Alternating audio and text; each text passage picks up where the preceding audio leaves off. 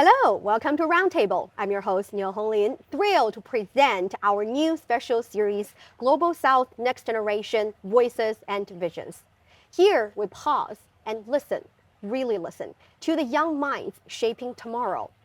From bustling cities to quiet villages, from policy tables to community workshops, young people across the global south are crafting stories of innovation, resilience, and change. Here, we don't talk about challenges, we talk about the solutions for the challenges with courage, collaboration, and of course, visions that stretches beyond borders. Today, we are focusing on one of the most pressing issues of our time, sustainability. And I have amazing lineup to introduce to you. Welcome Ian Chu, founder and CEO of Greenie Web, Hello, everyone. and Douglas Ferreira, economic advisor of Federal Senate of Brazil. Hey, how are you?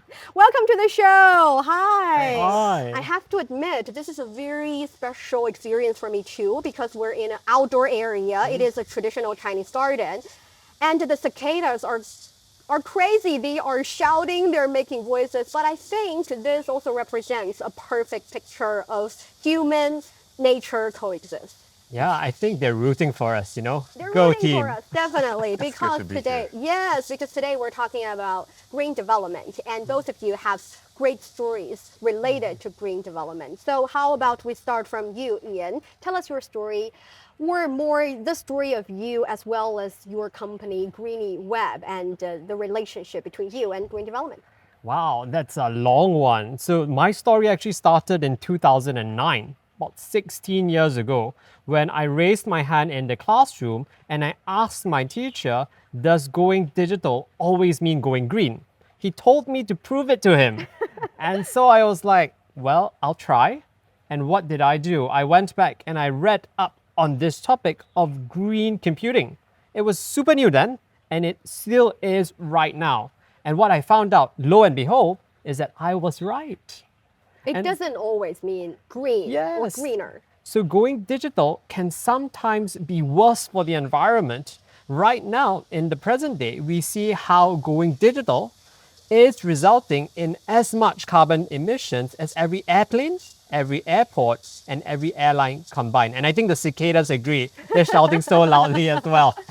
Yes, and am I understanding it right? When we use computers to go digital, the computing power is so much, it would result in the heating or overheating of the machine, and you need to cool down the machine, which means you use energy to cool down the machine. Is that the major reason why going digital would sometimes lead to more carbon emission?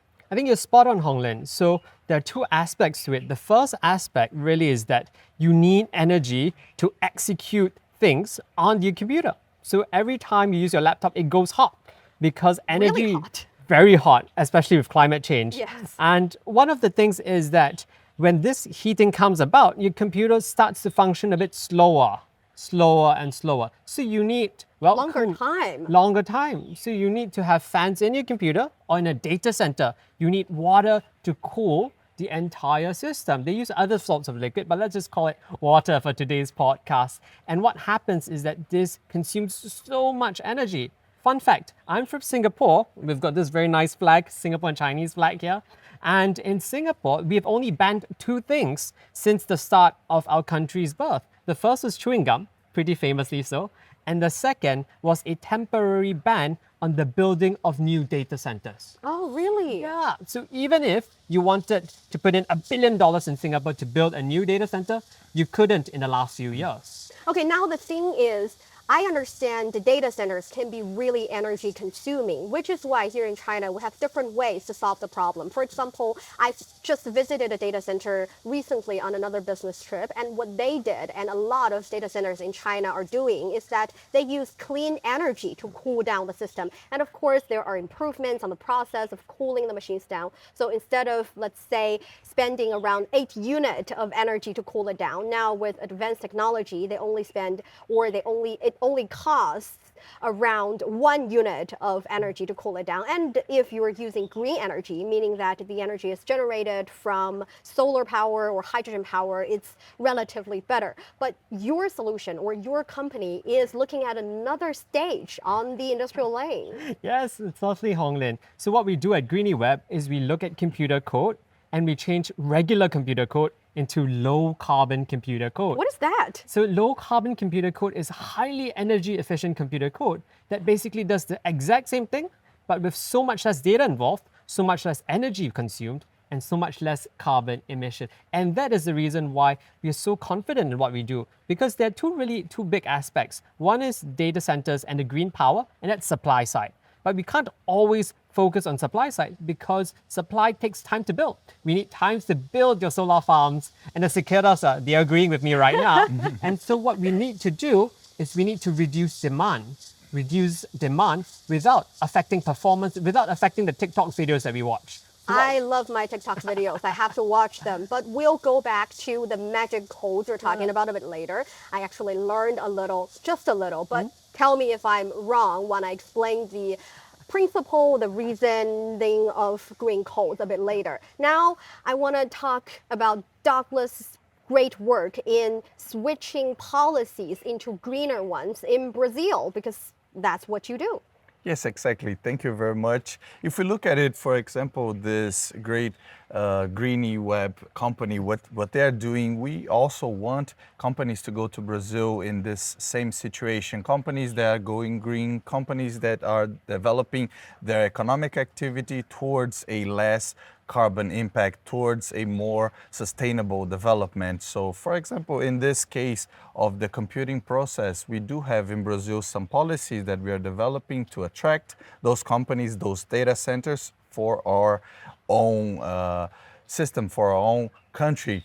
In Brazil, we do have a lot of water. It is one of the biggest countries into water resources, and we do have a lot of forest. And you could also develop a whole environment on the surroundings of those data centers. Yes. So you could think about those heating systems that are being developed under the data, not only to improve the environment, but also to cooperate with it. So we do have some policies that are being developed for data centers in Brazil that could work with the forest, they could work with the environment. So that is to say that we can have an idea of things merging, not only competing, not only damaging the environment, but also contributing for the world and for life. Yes, I think that is a good example, but it's more than what you said, what you do, right? You have some other policies you've been working on to promote the green development in Brazil. Yes, we do have a lot of policies that are being developed in our country.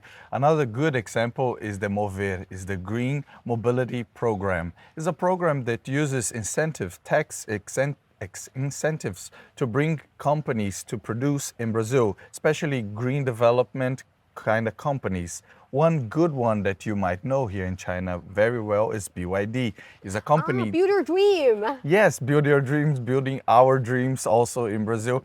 They went to Brazil, to the northeast part of Brazil, to produce cars that are electric cars. They're cars with less impact on climate change. So those companies, for example, BYD, came to Brazil and are being implemented. They are creating jobs. They are helping our country also to move from the oil traditional cars to cars with less impact on climate change. So that is a very good policy example as well that we are being developing. Another one, if I may, is our wind system in our coast. We are doing wind offshore capture. Clean energy as well. And we just approved the legislation needed for this kind of project. So many companies are going to Brazil to implement the wind capturing devices into offshore, out of our coast. So they're doing this on the sea, above the sea level. And it's very interesting that you can see that even the sea life actually attaches to those kind of structures, and you can see that there are reefs, there are fish that is being generated with this kind of structure. So yeah, it's very interesting. Yes, you mentioned BYD. It is already the biggest new energy car companies here in China. In fact, BYD is also the biggest company when it comes to new energy cars. And if I remembered it correctly, BYD sold around almost 4.3 million cars in 2024 globally. So that's quite a lot of cars and quite a lot of energy saving. Yes, we're talking about a good part of it being produced in Brazil as well. And Brazil's unit actually is going to expand its sales to the whole Latin America. So we're talking about a way of getting those fuel bad cars and switching them to electric cars. And that's going to be much better for the consumption of Latin America and also for the world. Of course. And that is a significant number. And if you think about how many energies can be saved, how many lives can be saved because of that shift is quite impressive. And there are so many different new energy cars here in China. And one thing that we've talked about before, even before the show, is that in order for more people to choose new energy cars, on top of telling them the importance of going green, we also need to make the product better. We need to make them more cost effective, cheaper, faster, more, let's say, sustainable so that people can choose them. It is true. In Brazil, still electric cars are expensive, but they're getting cheap and they're getting cheaper. So when people choose, they also choose with their pockets. Brazil actually has a car automobile industry which is greener than others because in the 70s we developed cars that are ethanol with propulsion. So what makes the cars, the engine go off is actually sugarcane derivatives. So it's products that are green actually. So you plant sugarcane and then you cut, you crop it, you industrialize it, and then you put on your car. So they are alcohol proposed as well as now Build Your Dreams cars that are being made with electric propulsion. So this is developing very fast in Brazil. Still, it's not many cars that are on the street with this kind of engine, but it's building, it's getting better, and we hope that this continues. That's really nice. And since we're deep diving into the new energy car industry, here in China, some trends are not only are different companies inventing different cars and building cars in general, they're also making the industry a bit more, or let's say focusing on different sector of the industrial line. For example, Huawei, instead of building cars, they are building other structures as well as, let's say, different systems in the car. So if I can have a new energy car that is using smart codes in the system, I would want to buy it even more. So, Philip, tell us what exactly do the smarter codes do in your company, or how do you help companies to have smarter codes? Definitely. So thank you, Honglin. So I think it's very interesting because for EVs, electric vehicles, one of the biggest challenges would be range anxiety, where people are anxious that they just cannot go far enough before their next charge needs to come. And this is really where low carbon computer code, green coding, comes into play. Because when we think about green code, it uses less data and by extension, less energy. So your same vehicle can therefore go so much further, even when it's using an advanced system to help in braking, to help in navigation, even when it is an autonomous vehicle. So that really shows the potential of green computer code because it is cross-industry. It can be in EVs, it can be in electric vessels tomorrow, it can be in spacecraft the next year. It can be everywhere. And here in China, we also have green codes and smarter codes happening in different ways. And a general number here is that, in short, in China, trimming 1% of code bloat can literally turn off one server rack's worth of air conditioning.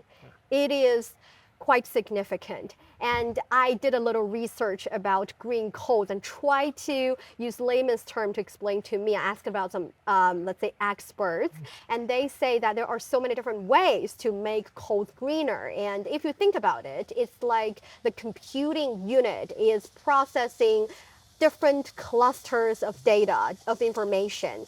And there are some information that needs to be processed very precisely. There are some information that can be process, not that precise, just the gist of it would work. And also there are times where it's peaking hours. You need a lot of energy. You need a lot of energy to be used in processing. For example, artificial intelligence training or generating graphics. So things like this. Yet there are also times like during night times, you do not really need the computers to be on all the time, or maybe you do not need the computing unit in the computers to be on all the time. Yep, that's perfectly right. I think it's a 50-50 split. There's half of the energy that is used to really, is what we call compute power, whereby you have your computer doing the whatever you want it to do, right? The TikTok video. And then the other part is at the data center where these, servers, which are basically mini computers, really overheat because they get so excited by the cat memes. No, because they get so excited or they use so much energy to really process all of the information that we need. And so these servers, when they overheat, they start to melt, just like us right now, melting in the heat. Yes. And when they start melting, they malfunction. That's where you have an outage in the data center and you have an outage of internet in a given place. So to prevent that, what data centers do is they have enhanced cooling. They have air conditioning, they have water, liquid cooling, and more types of cooling to ensure that this never happens. But all of this is energy intensive, meaning you need to have energy, to reduce the heat. In Hainan, in China, there is this data center that is built under seawater. So instead of using liquid to cool off the machines, they use seawater to cool off the machines. Very smart. And in Guizhou province, for example, Guizhou is famous for being a relatively cool area so that the environment is cooler, which means you need less power to cool down the machine. So all of these things are happening in so many different areas. We've only named a few examples, but in those examples and all the examples we didn't have a chance to mention just yet, you see young people's voices, young people's creativity, young people's great minds working in these areas. And both of you are quite young. So you work with the younger generation as well. Do you see that they have a special perspective or they're driven, their way of doing things? Are they special in green development, great cause? If I may just continue a little bit. So one of the things we do at Greenie Web is we run the 30 by 30 program. And there's actually a Brazil link to that because we're reaching 30 nonprofits and education institutions before COP30 in Brazil. And we're doing that pro bono, completely free of charge. We are teaching the next generation how to code low carbon. And that's very important because coding has fundamentally not changed in the last 30 years. They're still using the 15th or 16th edition of a 1980s textbook. Really? Yeah. It's crazy because I can understand that for certain machines, they are designed not good enough, so they would require more energy to cool it down. You cannot really replace all of the machines to the newest edition, but codes as well? I think for codes, it's really the frameworks of how we think about coding. And that's really why smart coding, in our case, green coding, is so important. Because if you don't want to shift out all of your old machines and throw them in a junkyard, you need to change the software part of it to make it more energy efficient. And that's really how we ensure that machines have a longer lifespan, how they last longer, even beyond what would be considered their expiry date. Look at that. When we're thinking about the young people and their own processes, we're talking about that we need to change the world. When we need to change the world, we need new ideas, we need new people, we need people who are not used to those old-fashioned ways. Exactly. So this is a very good example, and Brazil is developing space for social participation. Our government is known by its democratic, open channels of dialogue with society, with social movements, with young people that are cheering and want to change the world. And we just give them the right tools and we give them the right channels to participate into policy, to participate into economic activities, regulation, and so on. COP30 is going to be a real good opportunity for the young people to participate. So we are developing right now a big camp an eco camp in Belém, the north region of Brazil. And the young people will be there, will have the opportunity to participate into the policy making that's being shaping the new world, actually, because when we're talking about COP30, we're not talking about just one country together, but we're talking about the whole world being together to develop its future. And we think it's very important for the young people to participate on it. We hope to see many of you there. Yeah, you have talked about it already that collaboration among different countries is very important. And for young people, in general, we believe young people are more open minded. They are open to new ideas and they do not have that many biases. I am not offending elder generation at all. I love elder people. They are wise, they're with We love them. experience. Yes, we love them. At the same time, we also wanted to talk about the positive traits of the younger generation, being open to different possibilities and different mentalities is definitely one of them. So how do you vision the cooperation needs or the necessity of having global cooperation among young people? Do we think young people are better at cooperating with other young people from other countries? Well, if I may jump in, because of what we do and our work globally, we currently run the program in Europe, Africa, Asia Pacific, and the Middle East. So we've had a good vantage point of how young people work. And we find that young people work very differently in the sense that they're very interconnected. It's very easy to reach them, and it's very easy for them to spread the good word of good programs that take place. And that's not to say that old people can't do that. Of course. We love old people. But it's really the case of how there's a different way of working. And as we have a larger and larger population of people who work in this way, if we use the same methods, we can reach more people for greater positive impact. Yes, and I think that the young generation, they are very keen, they're very curious, they're very passionate about what they're doing. They have their own mentality, they have their own ideology, they want to see things done.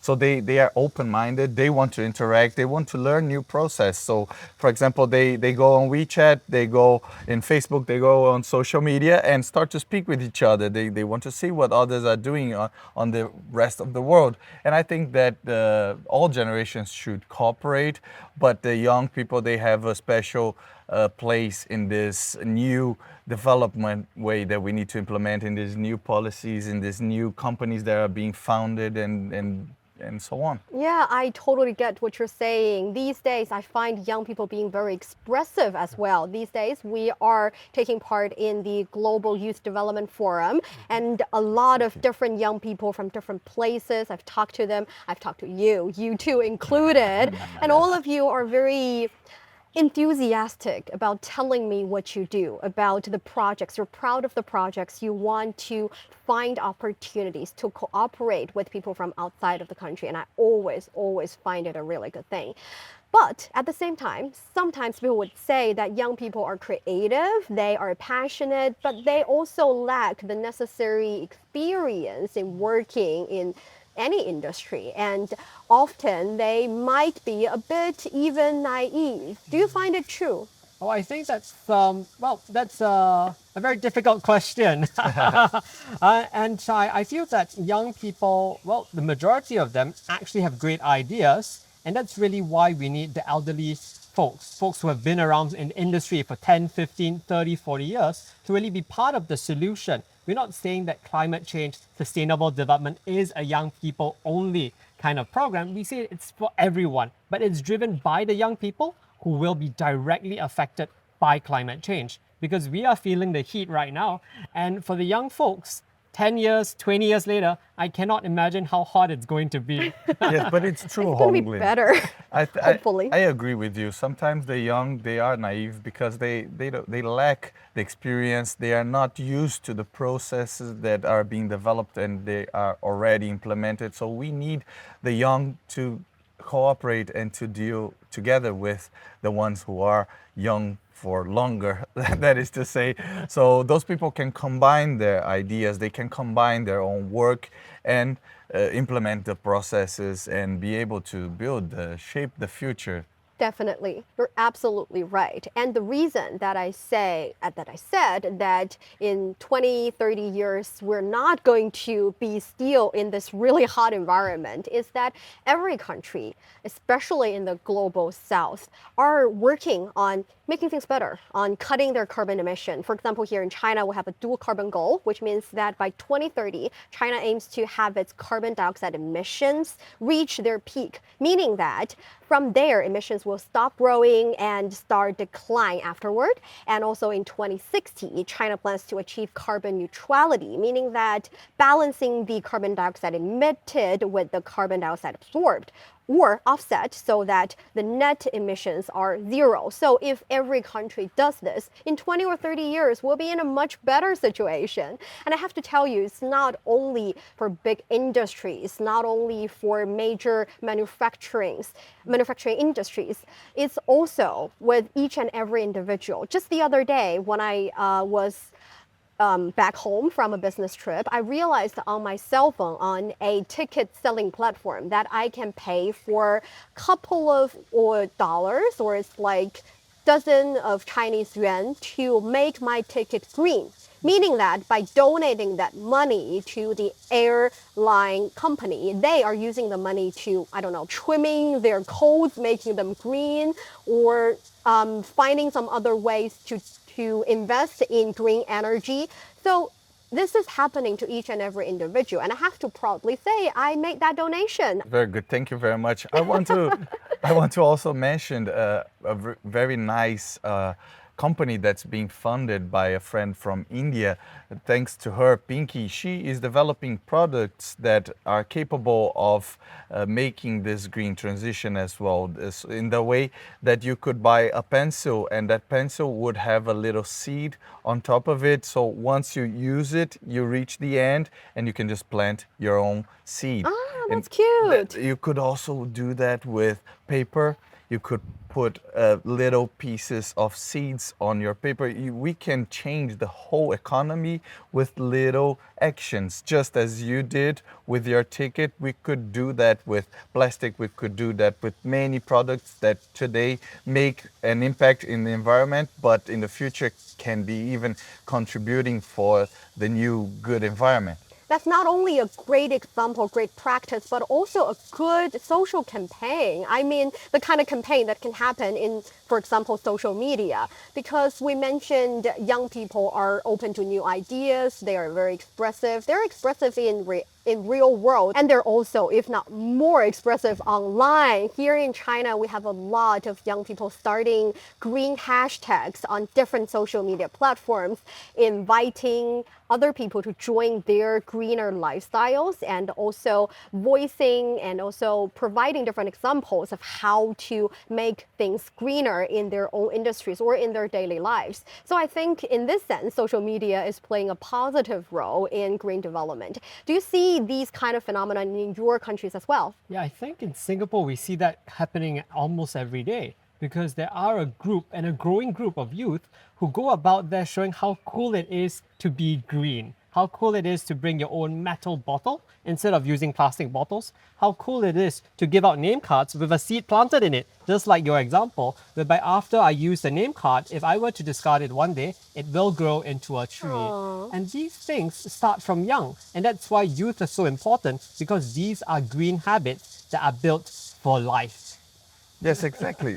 There is also a movement in Brazil of people that call themselves climate refugees, people that are that moved from the cities to the countryside and started a new life, a life where there's less impact on nature, a life where they can coexist and they can plant their trees, they can plant their food, they can coexist with nature in a different perspective, a less industrialized life. So there are many examples that we could give him here. One of them is also putting hashtags, is also trying to make things better in the internet as well, and building movement, building a mutual sense of understanding the environment and our part on it. These are all very positive examples and statements, but going green is not that easy. Definitely, there is no one size fits all solutions. And in your opinions, do you think young people can adapt and put forward some innovative ideas, localized ideas, to help us fight against global warming and go for greener development? Yeah, I think two examples from my side. The first one is with regards to green code, which is what we do. So computer code is a vast universe. You know, there is Python, there's C++, there's Java, there's everything, right? You name it, there is. And what happened is that after we taught low carbon computer coding to these students, we realized that they were bringing it back to their own projects, to even languages that we weren't prepared to teach on, and applying low carbon computer code principles to those projects. So we see how that's very contextualized even in the digital world. And the second example, going back to Brazil, is really on agricultural gains. We see lots of folks that I have friends with in Africa, in South America, all of them are moving towards organic pesticides, organic fertilizers. So they're going away from the chemicals, and these are young people who are using their degrees in chemistry, their degrees in environmental science to really help their local communities to go green. And I think Douglas here will have more to add. Yes, that is super interesting because if you look at it in Brazil, for example, we are the biggest producers of food in the world. We produce food that could feed up to 2 billion people in this world. And producing food is not always green. There's always some impact in the environment. We are changing those ways of producing food to agroforests. Those are forests that can produce food. Actually, the indigenous, the very original people from Latin America, they lived in the forest. So the humans, they had a whole integration with the forests, and forests were the way that they provided their own living. And we learned that if you mix some plants with others, different types of plants, specific types of plants, you would need less pesticide to deal with We this. do that here in China For too, example, yes. if you have a monoculture, a big field with only one crop, you might need to put a lot of pesticide on it because this is a very good environment for some bugs to develop. And if you try to manage those crops, not only with other crops, but with birds and different animals that could hunt those bugs and birds, they all mix and they make the environment sustainable. So this is a kind of agriculture that could help the future to have a less impact when we are producing food. Yes, it's happening here in China. We're calling them new type farmers. They are well equipped with great knowledge. They learn about all the different logic and different ways of doing agricultural works in the field. And many of the younger generation, instead of flooding into major mega cities, they go back to the countryside. They would become digital nomads. They start a business, maybe a tourism related business in countrysides, or maybe they work with the lands with the new type of farming industry that is much friendly to the environment. Yes, if you look at it, Honglin, sometimes we only look at life above the land, but actually there's a lot of life underneath the land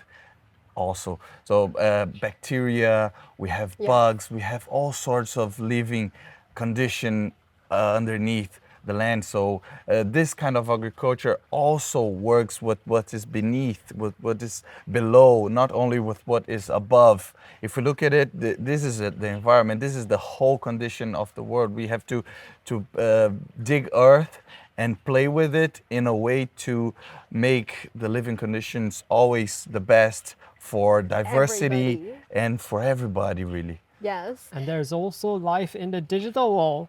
So we need to always bear in mind as we balance the physical and digital world that there has been so much talk about tech for sustainability, how we use technology to turn off the lights, how we use technology for agriculture. But we also must make sure at the same time that tech is sustainable in and of itself. Yes. And that's why we feel that young people, when they really adopt these practices, we've got a bright future, a green one ahead. True that, in the future we'll be talking about sustainability in the moon. And that brings us to the end of today's show. Thank you so much for your time. If our stories give you something to think about, I think we've done our jobs. We don't always need the right answers, just the willingness to continue asking the right questions.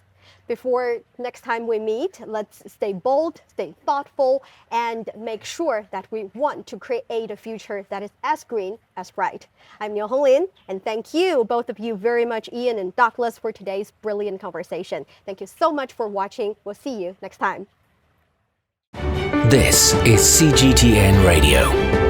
Hear the difference.